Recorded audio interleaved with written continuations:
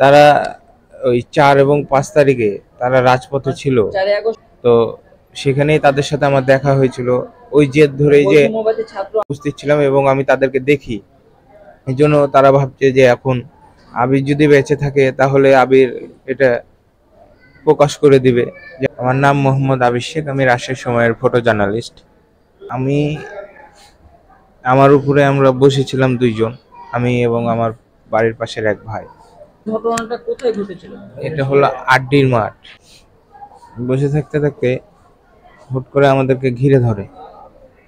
বুঝছি ভাই, এখানে আমি দেখা মাত্র যে মাদক কারবারিরা ছিল এখানে। আমি এর আগেও, তারপর কিশোর গ্যাংয়ের সদস্যরাও ছিল। আমি এর আগে কিশোর গ্যাংয়ে মোট কতজন ছিল? মোট ১০-১২ জন ছিল।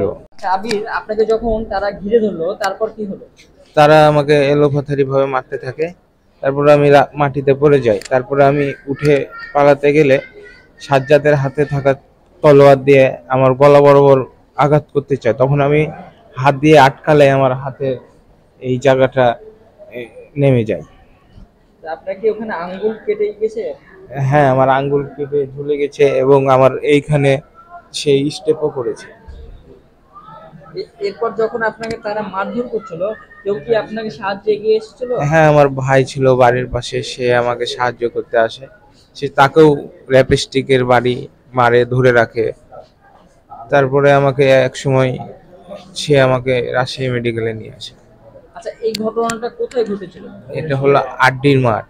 আড্ডিয়া মাঠে?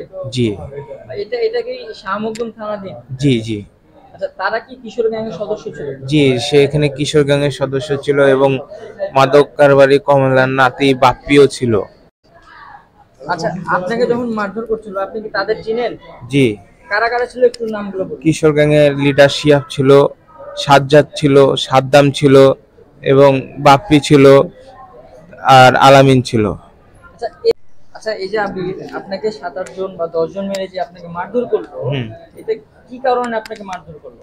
তারা ওই ৪ এবং ৫ তারিখে তারা রাজপথে ছিল। সেখানেই তাদের সাথে আমার দেখা হয়েছিল।